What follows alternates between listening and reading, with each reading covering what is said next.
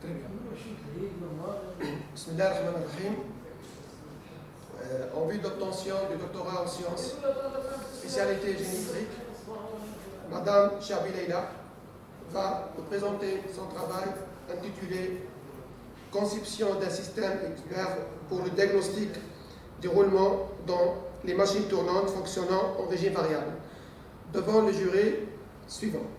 Moi-même, président du jury, professeur Mzadmi de l'université de Guelma, encadreur, professeur Jbala Abdelzak de l'université de Guelma, encadreur, co-encadreur, professeur Rabar Hussein de l'université de Annaba, membre du jury, docteur Hamdan Younes de l'université de Annaba, membre, professeur Amiri Ammar, professeur de l'université de Annaba, membre. Vous avez le temps qu'il faut pour nous présenter l'essentiel de votre travail. Monsieur le président du jury, messieurs les membres du jury, honorable assistant, salam alaikum. Je suis très contente de vous présenter ma thèse de doctorat intitulée Conception d'un système expert pour le diagnostic du roulement dans les machines tournantes fonctionnant en régime variable, sous la direction du professeur Mzad Mehsen et professeur Jbala Abdelzak. Le plan de l'exposé comporte les points suivants: introduction et synthèse bibliographique, ensuite fondements mathématiques, développement d'outils de détection des défauts de roulement en régime variable, une étude théorique, ensuite une validation expérimentale. Après, une application de l'approche SAM pour l'automatisation de la détection des défauts de roulement en régime variable. Et enfin, une conclusion et perspective. Commençons par l'introduction et la synthèse bibliographique.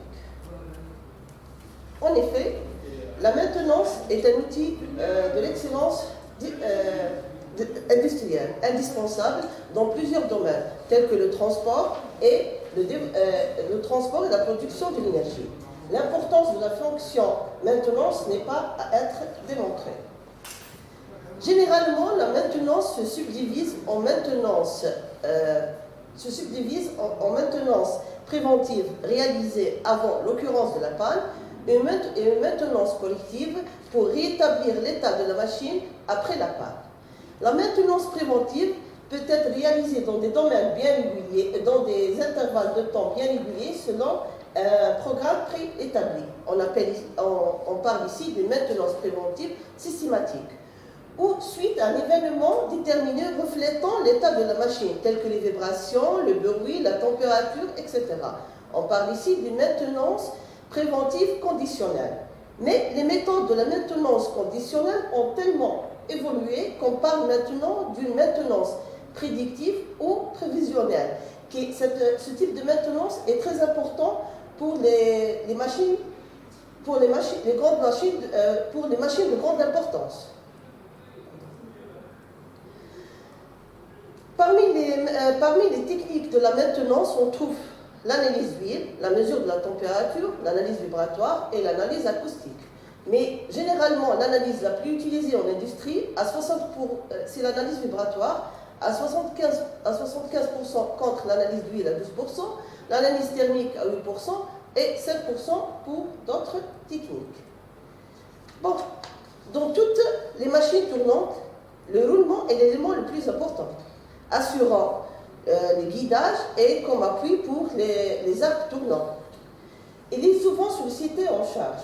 La détérioration des roulements détectés tardivement peut engendrer des accidents de fonctionnement très graves et des pertes très importantes. Donc le meilleur moyen de suivre l'état de fonctionnement de ces éléments, c'est certes l'analyse vibratoire. Parce qu'en s'appuyant sur les calculs théoriques de la durée de vie de ces roulements, et certainement souvent c'est imprécis, parce que les calculs théoriques ne prennent pas les conditions réelles de fonctionnement de ces roulements.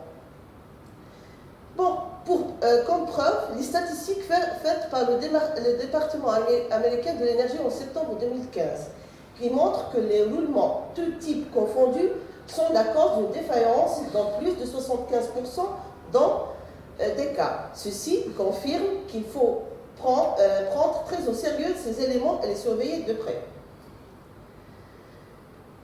La détérioration d'un roulement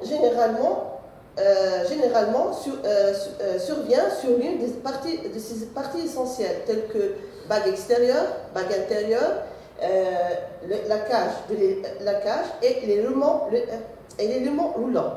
Le mécanisme de détérioration se manifeste par une usure suivie d'un arrachement de la matière, comme le montrent les figures suivantes.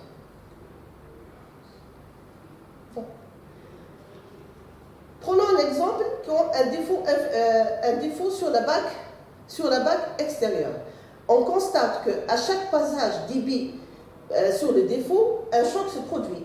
Ce choc se traduit sur le signal vibratoire par des chocs ou bien des impulsions périodiques, dont la période dépend du type de défaut. Donc, les trois figures en haut, la première figure, c'est un exemple d'un signal sur un roulement sans défaut, le deuxième sur la bague extérieure et le troisième sur un signal simulé sur une bague extérieure. On constate que le premier signal qui correspond à un roulement sans défaut, l'absence des impacts. Donc c'est un roulement sain. Bon, le domaine de les méthodes de détection des défauts de roulement par analyse vibratoire, on peut les classer en trois groupes. Par exemple, les méthodes temporelles qui sont basées sur le calcul des indicateurs scalaires, statistiques, tels que l'RMS, le kurtosis et le facteur de Krebs. Les méthodes fréquentielles basées sur le calcul fréquentiel, tels que le spectre, le Kepstre et le spectre d'enveloppe. Et les méthodes les plus récentes, c'est les méthodes hybrides qui utilisent les méthodes temporelles et fréquentielles en même temps. Le pilier des méthodes hybrides, c'est sans doute l'analyse en ondelette. Cette analyse nécessite l'utilisation d'une fonction analysante, qui est l'ondelette, dont l'expression est donnée par la première formule. Cette méthode décompose le signal sur une base d'ondelette en plusieurs détails correspondant aux hautes fréquences et des approximations correspondant aux basses fréquences. L'expression de la transformée en ondelette est donnée par la deuxième formule mathématique. Et si on veut calculer la transformée en ondelette discrète, on utilise la troisième formule.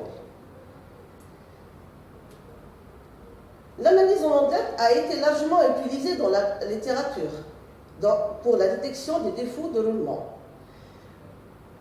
La première application a été faite par Young et McFadden, qui est la première application de l'analyse en ondelette continue pour la détection des défauts et d'engrenage en 1993 a été faite par Young et McFadden.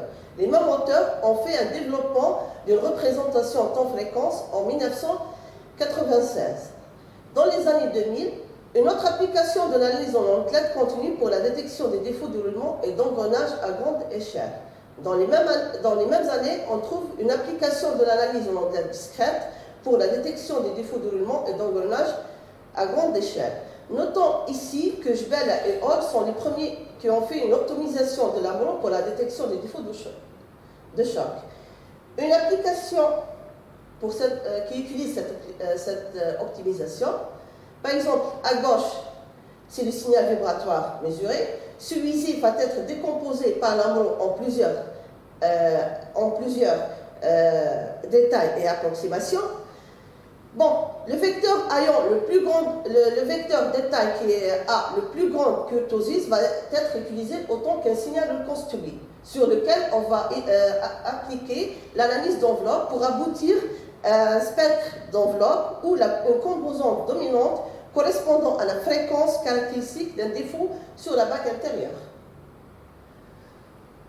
Le problème majeur de l'analyse en ondelette est sans doute le choix de l'ondelette analysante, qui peut influencer fortement sur le résultat obtenu. Pour cela, une autre méthode a vu le jour, qui est l'EMD, développé par l'ingénieur de la NASA, le professeur Young, en 1998. Cette méthode ne nécessite pas l'utilisation d'une fonction analysante, mais le signal se décompose par lui-même. On parle de décomposition adaptative en plus, qui donne une multitude de signaux élémentaires qu'on les appelle les IMF, Intersect Mode Function. Cette méthode les améliorations effectuées à cette méthode sont faites par l'équipe de Young en 2009 qui a donné l'EMD, l'ensemble EMD. Une autre amélioration qui est la complète ensemble EMD with Adaptive Noise, la CMDA, qui a été améliorée par Thoras et al. En 2011. Et enfin, l'Improved CMDA qui a été développée par Colominas et al. En 2014. L'EMD et ses améliorations ont été utilisées dans la littérature pour la détection des défauts dans les machines tournantes.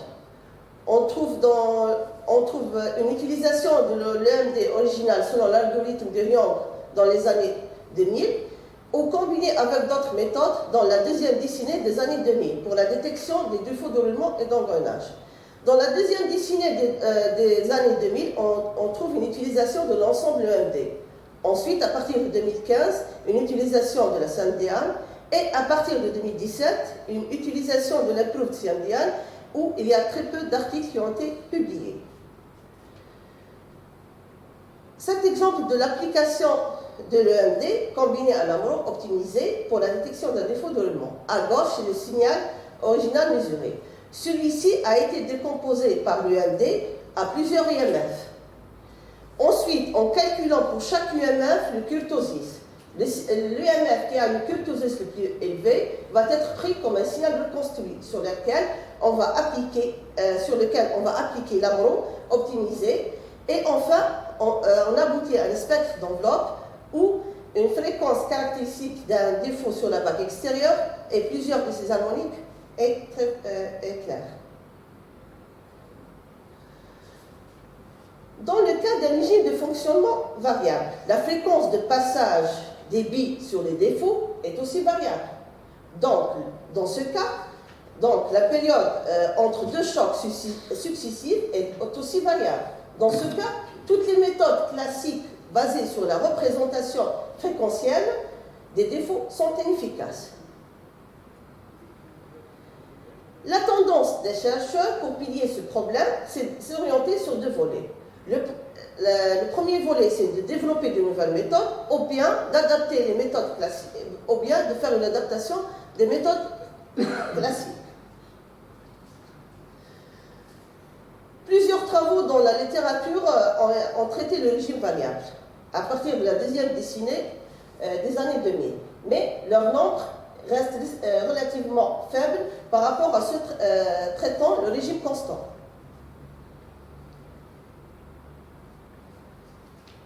Passons maintenant au fondement mathématique des méthodes. Commençons par l'EMD. Comme je viens de vous dire tout à l'heure, l'EMD est une méthode adaptative, donc le signal est décomposé par lui-même, par un processus appelé message. L'EMD ne nécessite pas donc une fonction analysante comme l'enquête. Elle est basée sur le calcul d'une enveloppe supérieure et une enveloppe inférieure par interpolation linéaire, par spline cubique. Calculer une moyenne, puis soustraire cette moyenne du signal. Un calcul itératif est ensuite entrepris jusqu'à l'obtention de la première composante appelée EMF. Pourquoi on a appelé EMF ayant principalement une moyenne nulle. D'accord? Le calcul itératif se poursuit jusqu'à l'obtention de toutes les IMF. Le processus s'arrête lorsqu'on aboutit à un signal qu'on ne peut pas le décomposer et qu'on appelle le résidu. Cette figure montre l'algorithme du processus de l'EMD.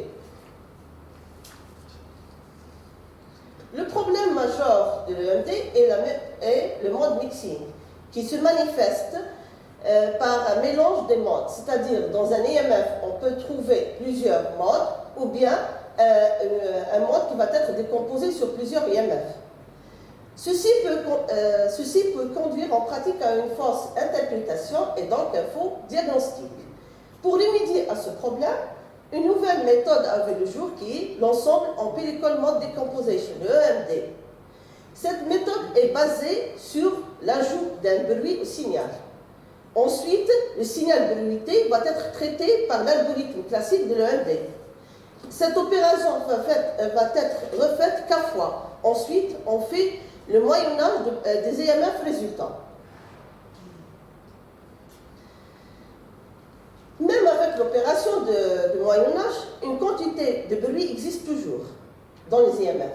La raison pour laquelle une autre méthode a été proposée.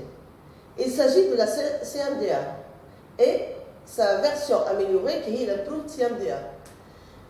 Dans cette méthode, on va prendre le bruit autant qu'un signal. On le décompose par l'EMD, ensuite on ajoute au signal l'IMF de bruit. Cette opération aussi, après l'ajout de l'IMF du bruit au signal, on va appliquer l'algorithme classique de l'EMD. Cette opération va être refaite aussi qu'à fois, ensuite on fait le moyennage des EMF résultants. Prenons pour expliquer le mode mixing, prenons un exemple. Par exemple, le signal au début, c'est un signal somme de 3 sinusoïdes dont 2 sont transitoires. Ce signal va être décomposé par l'algorithme de l'EMD. On constate que l'IMF 1 et l'IMF 2, le mode mixing apparaît dans l'IMF 1 et l'IMF 2. C'est un mélange d'éléments.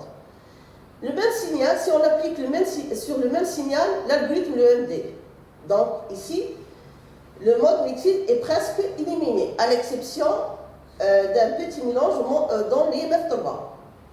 Le résultat est encore meilleur si on applique l'algorithme de la CMDA. On constate que les IMF obtenus ressemblent parfaitement aux 3 composantes du signal traité. Et c'est notre objectif.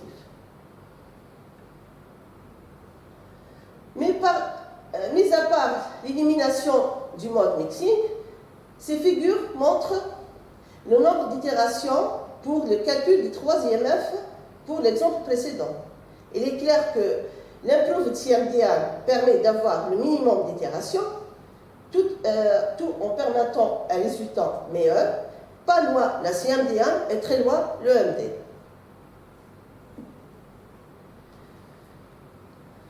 Comme je l'ai souligné tout à l'heure, les méthodes classiques et même les plus récentes sont incapables de traiter des signaux mesurés en régime variable, sans être adaptés au préalable. Cet exemple preuve ceci. À gauche, un signal composé de 3 sinusoïdes. Après l'application de la FFT, ce signal met en évidence clairement les 3 sinusoïdes. Par contre, le deuxième signal est une sinusoïde variable dans le temps. En appliquant le FFT, le spectre ne donne aucune information. Donc, la représentation fréquentielle ici est inutile. Ce qui a donné, donc, on doit faire une analyse d'ordre plutôt que celle fréquentielle. Dans un contexte pratique, à gauche, un signal mesuré sur un roulement avec un défaut sur la vague extérieure. Son spectre d'enveloppe montre la fréquence caractéristique du défaut et plusieurs de ses harmoniques. À droite, le même roulement avec le même défaut, mais cette fois en mode accélération. Malgré que cette technique est le pilier des méthodes de détection des défauts, mais le spectre d'enveloppe ne donne aucune information. La solution la plus répandue est dans la littérature pour traiter les signaux en régime variable et l'analyse d'ordre. Elle nécessite 2 capteurs. L'un pour la mesure du signal vibratoire et l'autre pour la mesure de la vitesse de rotation instantanée, RPM. Le signal, donc ici, subit un rééchantillonnage angulaire plutôt que celui temporel. Si on prend le même signal de tout à l'heure, plutôt d'avoir un spectre d'enveloppe en fonction de fréquence, on va calculer un spectre d'enveloppe en fonction d'ordre. Cet ordre, on constate que l'ordre 3,01 correspond parfaitement à celui d'un défaut sur la vague extérieure. La question qui se pose maintenant, comment déterminer la valeur de ces ordres? Considérons à titre d'exemple l'expression de la fréquence caractéristique d'un défaut sur la vague extérieure. Celle-ci est calculée à partir de la vitesse de rotation comme telle et des caractéristiques géométriques d'un roulement, qui est le petit n, le petit d et le grand D. Bon. Dans le cas d'un régime variable, la vitesse de rotation n est aussi variable. Et donc inutile d'utiliser cette formule telle qu'elle est. Mais les caractéristiques géométriques d'un roulement restent constantes et ne changent pas avec le changement de la vitesse de rotation. Ceux-ci sont alors considérés comme une constante qu'on notera ordre de défaut. Donc, au lieu de faire le diagnostic sur la base de la fréquence qui est variable, on procède qui est variable, on cherche l'ordre de défaut, qui lui reste constant, peu importe le mode de fonctionnement. Peu importe le mode de fonctionnement.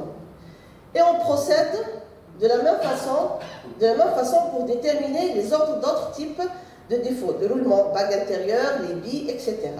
Puisque les formules sont différentes les uns des autres.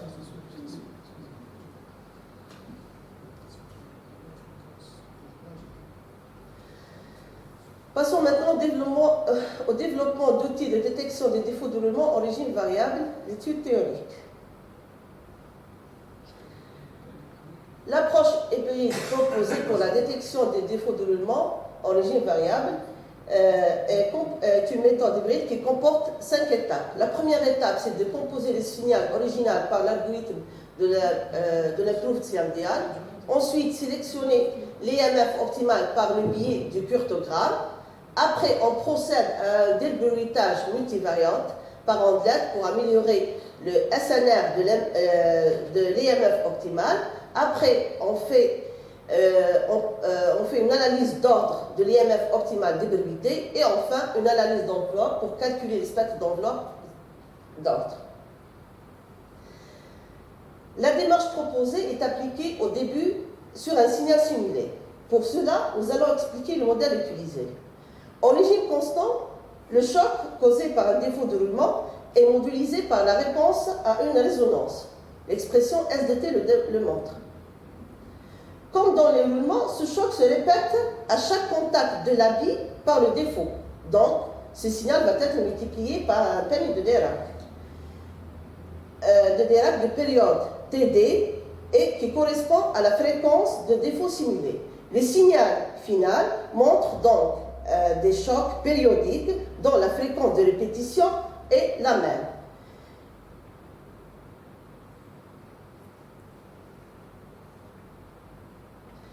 Dans le régime variable, la fréquence de répétition est variable et l'amplitude du signal est elle aussi variable.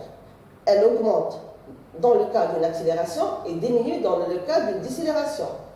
Cette figure montre par exemple un signal d'un défaut dans le cas d'une accélération avec un ordre égal à 3.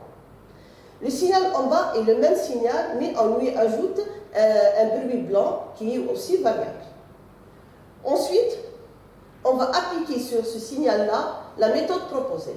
La première étape, c'est de faire la décomposition de ce signal bruité par l'improved CMDI. On aboutit à plusieurs EMF. Donc la question posée, comment choisir l'EMF optimal entre ces EMF? Donc, on passe à l'application de la deuxième étape, qui consiste à appliquer l'algorithme de kurtosis spectrale développé par Anthony et Orr. Nous calculons le kurtogramme qui représente le kurtosis du signal original en fonction de la fréquence. De ce fait, nous pouvons déterminer quelle bande de fréquence contient les plus grandes valeurs, donc la plus significative, d'un défaut de roulement. puisque le kurtosis est l'indicateur le plus sensible au choc. Dans notre exemple, on constate que des valeurs importantes du kurtosis sont localisées aux alentours de 2800 Hz, qui est la réalité, la fréquence propre du roulement simulé. Ceci va concorder avec le premier EMF. Donc,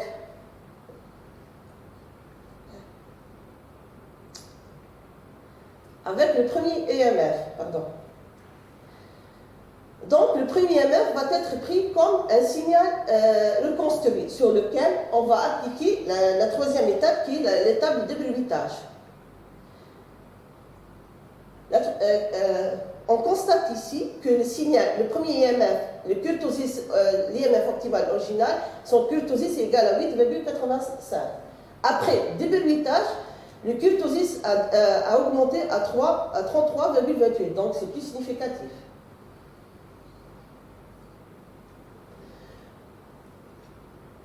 Pour éliminer l'effet de la variation de la vitesse, nous appliquons l'analyse d'ordre sur l'enveloppe de l'EMF débruité. On aboutit à un spectre d'ordre, un spectre d'enveloppe d'ordre qui montre clairement un ordre qui est égal à 2,9 et plusieurs de ces harmoniques. Cet ordre correspond à celui de défaut simulé avec un décalage de 0,1, ceci qui est parfaitement acceptable. Dans ce deuxième cas de simulation, nous considérons un profil de vitesse variable constitué d'une accélération de 2000 RPM à 6000 RPM, un maintien de 6000 RPM, ensuite une décélération de 6000 RPM à 2000 RPM, comme le montre le profil de la vitesse.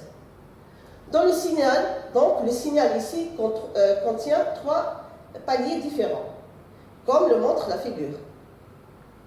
Après avoir appliqué la démarche proposée, on aboutit à un spectre d'enveloppe qui met en évidence l'ordre de défaut et plusieurs de ses harmoniques. Dans ce dernier cas de simulation, nous considérons un défaut de roulement en régime constant, avec un ordre égal à 2. Même si l'approche proposée a été spécialement conçue pour le régime variable, elle permet facilement de mettre en évidence l'ordre de défaut. Ceci montre que la méthode hybride proposée est applicable, peu importe le régime de fonctionnement de roulement. Passons maintenant à la validation expérimentale. Pour la validation expérimentale de l'approche proposée, plusieurs signaux ont été mesurés sur la bande d'essai MFS du département de génie mécanique, Université 8 mai 45. La machine est de la marque américaine SpectraQuest. Les signaux ont été mesurés en régime constant et variable. Pour l'acquisition, nous avons utilisé une carte 8 voix avec le logiciel VibraQuest Pro et le post-traitement est ensuite réalisé sur l'environnement MATLAB. Les roulements utilisés sont aussi livrés avec la machine. Voici leurs caractéristiques et surtout en particulier les ordres de défaut. Notre plan d'expérience comprend les mesures sur des roulements sans défaut, avec défaut sur la bague extérieure et avec défaut sur la bague intérieure. Nous avons réalisé les mesures en accélération pure, en décélération pure, en mode variable, accélération, maintien, décélération et enfin en régime constant. Une remarque importante a attiré l'attention lors de l'acquisition des signaux, c'est que l'amplitude du signal varie en fonction du mode de variation, d'une manière très significative, pour le cas du défaut sur la bague extérieure. Cette remarque est présente dans les travaux de Boulhleis et Hall en 2018 et Lu et Hall en 2020. À notre avis, ceci est dû à la proximité du défaut du capteur dans le cas d'un défaut sur la bague extérieure, alors que pour le cas du défaut sur la bague intérieure, il est tournant. Commençons par le cas de défaut sur la bague extérieure, pour une accélération pure de 0 à 1800 RPM, comme le montrent les figures, le profil de la vitesse, pardon. Ce signal a été donc décomposé par l'improved CMD1 et nous obtenons plusieurs EMF. D'après le tableau de tout à l'heure, l'ordre de défaut sur la bague extérieure pour les roulements utilisés est égal à 3,05. Donc, de la même manière que pour la simulation, le curtogramme et les spectres des FFT et le spectre FFT des IMF permet de sélectionner l'IMF optimal. Dans ce cas-là, c'est l'IMF 2. L'opération de déverrouillage est appliquée à cet IMF-là. On aboutit après à un spectre d'enveloppe qui met en évidence l'ordre correspondant à un défaut sur la bague extérieure et plusieurs de ces harmoniques, et c'est très clair. L'approche proposée est appliquée maintenant sur le même mouvement, mais avec le même défaut, mais en mode décélération. Le profil de la vitesse le montre. On a une décélération de 1800 RPM jusqu'à 0 RPM, comme le montre le profil de la vitesse. Donc, après avoir appliqué l'approche proposée sur ce signal, on aboutit à un spectre d'enveloppe d'ordre qui met en évidence l'ordre de défaut et plusieurs de ses harmoniques. Dans cette troisième application, nous considérons un roulement avec un défaut sur la bague intérieure, en accélération pure aussi. Nous pouvons déjà confirmer la remarque faite au début, à savoir que les amplitudes de signal ne sont pas affectées par la variation de la vitesse, pour le cas d'un défaut sur la bague intérieure. Rappelons aussi, d'après le tableau précédent, que l'ordre de défaut sur la bague intérieure est égal à 4,95. Finalement, après avoir appliqué l'approche proposée sur ce signal mesuré, on aboutit à un spectre d'enveloppe qui met aussi en évidence l'ordre de défaut et plusieurs de ses harmoniques. Prenons maintenant un cas complexe qui contient 3 modes de variation de vitesse en même temps. Une accélération de 0 à 1800 RPM, un maintien à 1800 RPM et une décélération de 1800 à 0 RPM. Dans ce cas, il s'agit d'un défaut sur la bague extérieure. Après avoir appliqué l'approche proposée sur le signal mesuré, on aboutit à un spectre d'enveloppe d'ordre qui met en évidence l'ordre de défaut et plusieurs de ses harmoniques.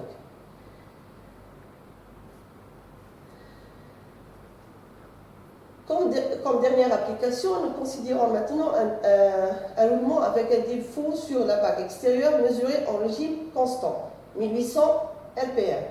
Le spectre d'enveloppe d'ordre, après avoir appliqué l'approche proposée sur le signal mesuré, on aboutit à un spectre d'ordre qui met en évidence l'ordre de défaut qui est égal à 3,1, mais signalons ici qu'il s'agit d'un régime constant. Donc on peut calculer le spectre d'enveloppe de fréquence, parce que c'est un régime constant. Donc celui-ci montre clairement la fréquence caractéristique de défaut sur la bague extérieure et plusieurs de ses harmoniques, et qui concorde parfaitement avec celui de régime variable. Donc en conclusion, la méthode hybride proposée est applicable peu importe le régime de fonctionnement du roulement. Pour mettre en valeur l'approche proposée, nous entamons dans ce qui suit une comparaison avec les résultats obtenus par une autre approche développée par Bolhlaïs et Hall en 2018. Nous allons comparer que les résultats finaux.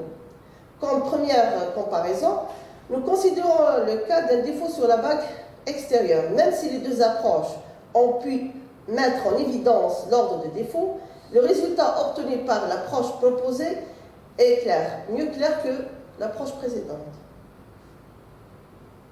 La différence est encore plus claire pour le cas d'un défaut sur la bague intérieure. Passons maintenant à l'application de l'approche SOM pour l'automatisation de la détection des défauts de roulement en régime variable. La multitude des images vibratoires des défauts des machines tournantes a incité les chercheurs à développer des méthodes pour l'automatisation de la fonction diagnostique. Dans ce contexte, le système automatique va classer les types de défauts dans des classes distinctes, sur la base des attributs préalablement définis par l'opérateur. Dans la littérature, deux grandes familles de méthodes existent. L'apprentissage supervisé,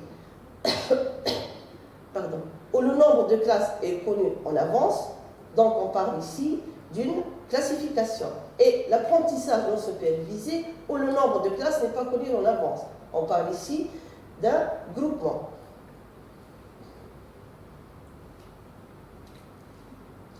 Dans l'apprentissage supervisé, on trouve la méthode SVM et les réseaux de neurones artificiels. Et dans l'apprentissage non supervisé, on trouve la méthode SOM, Self-Organizing Maze, qui n'a été jamais utilisée en régime variable, cette méthode-là. Dans nos travaux, nous allons utiliser la méthode SOM car elle nécessite un grand nombre de données comme les autres approches. En plus, le nombre de groupes est défini par l'algorithme, ce qui est très intéressant dans le diagnostic. Notons ici, dans la littérature, les travaux qui ont été faits dans ce domaine-là. Freire et al. En 2015 qui ont fait l'application de la SOM pour le groupement des défauts de roulement par adaptation des trois attributs qui sont le facteur de forme, le facteur de crête et l'entropie de permutation. Notons aussi les travaux de Fogda et Moussaoui en 2018 qui ont fait la présentation du facteur de classification en fonction de l'entropie relative qui a permis de mettre en évidence 4 groupes correspondant aux 4 types de défauts considérés. Sans défauts sur la bague intérieure et défauts sur la bague extérieure et défauts sur 2 billes. Il y a aussi le travail de Alia et al. En 2020 qui ont fait l'application de la SOM pour le groupement de 50 signaux mesurés sur une écolienne en adoptant un seul attribut qui est le kurtosis. Mais l'application, toutes ces applications ont été faites en régime constant. Très peu de travaux ont été faits.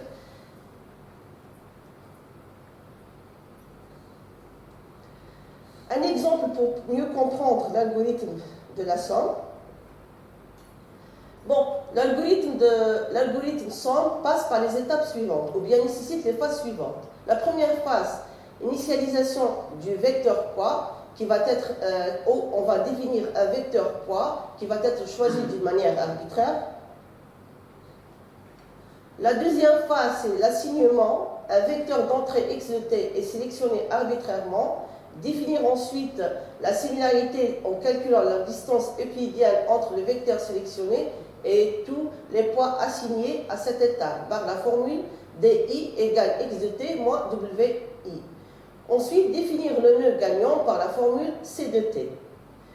La troisième étape, c'est la mise à jour des poids. Et enfin, la quatrième phase, c'est la continuation où on va mettre t égale t plus 1, on ajuste les paramètres de voisinage et d'apprentissage et retourner à l'étape 2 et continuer les calculs jusqu'à ce que le nombre maximal d'itérations t soit atteint. Prenons un exemple de l'algorithme SOM. On va regrouper 20 clients selon ces critères en relation avec leurs traits personnels.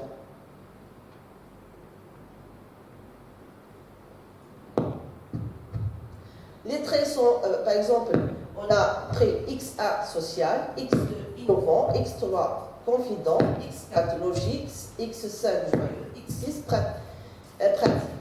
on a abouti au tableau qui présente les réponses des clients comme données d'entrée. Les valeurs d'entrée vont de 0 à 1, où 1 indique fortement d'accord et 0 signifie pas de tout d'accord. On aboutit à une matrice de données de 20 fois 6. Le nombre des nœuds de sortie ou les groupes doit être égal au moins 10% des échantillons, soit 0,1 fois 20. Donc, on aboutit à 2 groupes. Nous choisissons 4 groupes pour avoir une carte bidimensionnelle, ça veut dire 2 fois 2. Donc, on va grouper 20 personnes en 4 groupes sur la base de ces attributs. Bon, on définit un vecteur poids pour chaque nœud choisi arbitrairement. On aboutit à la matrice suivante. Ensuite, on choisit les réponses du client 2 comme vecteur aléatoire initial x0 et on calcule la distance euclidienne entre les vecteurs sélectionnés et les poids assignés. Après, on calcule les distances euclidiennes et le nœud gagnant est le premier nœud de sortie C0 qui est égal à 1 qui a la distance euclidienne minimale. Ici, c'est 0,385. En d'autres termes, le premier nœud de sortie est le plus similaire au vecteur d'entrée. C'est le deuxième client. On fait la mise à jour des poids par l'expression oméga 1 de t qui est égal à oméga 1 0 plus alpha fois. Ensuite, on fait le vecteur poids le vecteur poids mis à jour pour les nœuds gagnants. Ensuite, on fait la mise à jour pour les autres vecteurs et pour les autres poids. Nous allons maintenant voir l'utilisation de l'algorithme SAMP pour l'automatisation de la détection des défauts de roulement en régime variable. Nous avons pris 12 signaux vibratoires de 2 qui sont sans défaut, 5 signaux avec défaut sur la bague extérieure et 5 signaux avec un défaut sur la bague intérieure. On a pris 5 attributs, ou bien on a choisi 5 attributs, qui sont 2 attributs sensibles à l'énergie du signal, qui sont l'RMS et la déviation standard, 2 attributs qui sont sensibles à la forme du signal, qui sont les kurtosis et le facteur de Krebs, et un nouvel indicateur proposé, dépendant directement du régime variable calculé à partir du spectre d'enveloppe d'ordre. Donc, quel est l'attribut pertinent ou pas? Est-ce que c'est... Commençons par l'indicateur proposé. L'indicateur proposé est basé sur le calcul de logarithme du rapport de l'énergie aux alentours de l'ordre de défaut, aux alentours de l'ordre de défaut sur la bague intérieure, sur l'énergie aux alentours de l'ordre de défaut sur la bague extérieure. Donc, c'est un indicateur qui est calculé à partir du spectre d'ordre, donc étroitement lié au régime variable et au défaut. Dans le cas d'un défaut sur la bague extérieure, l'énergie aux alentours de l'ordre bague intérieure est beaucoup plus important que celui aux alentours de l'ordre de bague extérieure. Donc le rapport est inférieur à 1. Et donc on va aboutir à un algorithme qui sera strictement négatif. Au contraire, pour le cas d'un défaut sur la bague intérieure, ce rapport sera supérieur à 1. Et donc un logarithme qui va être positif. Enfin, en absence de défaut, les deux énergies seront presque égales. Donc, le rapport sera très proche de 1 et son logarithme sera proche de 0. Ces deux tableaux représentent les valeurs des 4 attributs classiques et celui proposé pour les 12 signaux considérés. Avant de procéder au groupement, nous allons essayer d'analyser les variations de ces indicateurs en fonction des 12 signaux. Et nous allons commencer par l'RMS et la déviation standard. Ces deux figures montrent que les deux indicateurs permettent de distinguer clairement entre les 3 groupes. Sans défaut, défaut sur la bague intérieure et défaut sur la bague extérieure. Contrairement, Le kurtosis et le facteur de crête ne permettent pas de distinguer entre les groupes et les 12 signaux se trouvent confondus. Sauf pour le cas de kurtosis où les 2 signaux sans défaut sont groupés. Enfin, l'indicateur proposé permet lui aussi de distinguer entre les 3 groupes, sans défaut, avec défaut sur bague intérieure et avec défaut sur la bague extérieure. Afin de trouver la configuration optimale des attributs pertinents, nous allons appliquer l'approche SOM avec à chaque fois les attributs différents. Commençons par l'LMS et la déviation standard. Donc, on constate que l'utilisation de ces 2 attributs avec l'approche SOM permet d'avoir 3 groupes distincts, sans défaut avec bague intérieure et défaut avec bague extérieure. Donc, en conclusion, ces 2, l'LMS et la déviation standard sont sensibles à l'énergie du signal. Donc, influence ces deux indicateurs. Donc, influencés par d'autres types de défauts, tels que le ballot et les désalignements. En conclusion, même si l'on donnait un résultat satisfaisant, ils ne peuvent pas être utilisés comme seul attribut pour l'automatisation de la détection des défauts de roulement en régime variable.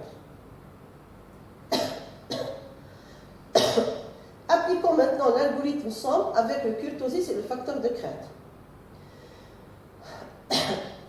Nous pouvons constater dans ce cas que le groupement n'est pas possible.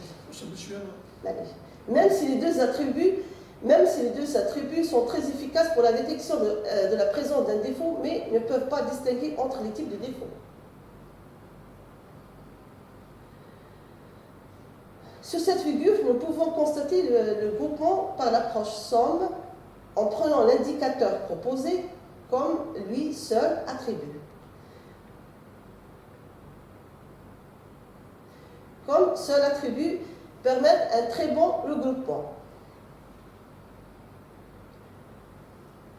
Cet indicateur est lié directement au régime variable, lié directement au défaut de roulement et à son type, et ne peut pas être influencé par la présence d'un autre défaut. Donc en conclusion, on ne peut pas se fier à un seul attribut pour faire un regroupement ou un classement, malgré qu'il a donné un très bon résultat. Le plus adéquat en pratique est d'utiliser plusieurs attributs. Donc, pour cela, nous avons testé la somme avec les 4 indicateurs classiques. Le résultat a été médiocre du fait que mis à part les signaux avec un défaut sur la bague extérieure, les autres signaux se trouvent confondus. Enfin, nous prenons les 5 indicateurs comme attributs pour la somme. Donc les 4 indicateurs classiques et l'indicateur proposé. Les résultats étaient très satisfaisants, puisque les 3 groupes correspondant aux 3 types de défauts, sans défaut, bague intérieure et bague extérieure. Puisque le groupement prenant en considération l'augmentation de l'énergie du signal due à la présence des défauts, c'est l'LMS et la déviation standard, on prend ici en considération la présence d'un défaut de roulement qui est le kurtosis et le facteur de crête, et enfin étroitement lié au type de défaut et au régime variable qui est l'indicateur proposé. Le résultat final était satisfaisant. Enfin, la conclusion et les perspectives. La détection des défauts de machines tournantes, notamment ceux des roulements en régime variable, est un sujet d'actualité. Très peu de travaux ont été publiés dans la littérature, comparés à ceux traitant le régime constant. L'automatisation de la détection des défauts de roulement a été largement traitée dans la littérature pour le régime constant, mais très peu en régime variable. Les travaux de cette thèse ont porté sur 2 volets. Premièrement, développement d'outils de détection des défauts de roulement en régime variable, et ensuite la conception d'un système pour l'automatisation de la détection des défauts de roulement en régime variable. Les travaux de cette thèse ont été réalisés numériquement sur des signaux simulés et expérimentalement sur des signaux mesurés sur un banc d'essai de laboratoire. Une approche hybride combinant l'improved CMDA, le débruitage multivariate par ondelette et le PCA. Le curtogramme et l'analyse d'ordre a été proposé en tant qu'outil efficace pour la détection des défauts de roulement en régime variable. La validité de l'approche proposée a été testée numériquement sur des signaux simulés dans différents modes de variation de la vitesse: accélération, décélération, accélération et maintien, et décélération. L'ordre de défaut et plusieurs de ces harmoniques est à chaque fois mis en évidence très clairement. L'approche proposée a également été très efficace en régime constant, prouvant qu'elle est universelle, applicable pour la détection d'un défaut de roulement, peu importe son régime de fonctionnement. L'approche hybride proposée a également été validée expérimentalement sur des signaux vibratoires mesurés sur un banc d'essai de laboratoire en régime variable. Deux types de défauts et plusieurs modes de variation de la vitesse ont été considérés. Les résultats obtenus ont été très satisfaisants, dans le sens où les défauts ont été mis en évidence clairement sur les spectres d'ordre, ceci peu importe le mode de variation traité, y compris celui du régime constant. Le deuxième volet de la thèse a porté sur la conception d'un système expert pour l'automatisation de la détection des défauts de roulement en régime variable. Un système basé sur l'algorithme SOM et a été adapté. Cet algorithme de groupement n'a jamais été utilisé en régime variable, bien qu'il a été déjà en régime constant. Une étude comparative a permis de mettre en évidence 5 attributs pertinents, permettant l'automatisation avec un taux de réussite de 100%. Les résultats montrent que l'association d'indicateurs sensibles à l'énergie du signal RMS et déviation standard, des indicateurs de forme, kurtosis et facteur de Krebs et un indicateur proposé permettent un résultat optimal. Le plus important est de ne jamais appliquer une seule famille d'attributs pour procéder à un groupement, même si dans certains cas le résultat paraît à première vue satisfaisant. L'indicateur proposé est calculé à partir du spectre d'enveloppe d'ordre, donc il est étroitement lié au défaut de roulement et au régime variable. De ce fait, nous sommes pratiquement sûrs qu'il n'est influencé par n'importe quel autre type de défaut, contrairement à d'autres attributs. Inch'Allah, dans l'avenir, on veut travailler sur d'autres types de défauts de machines tournantes isolées ou combinées et entamer des études comparatives entre l'approche supervisée et non supervisée pour la détection des défauts de machines tournantes en régime variable.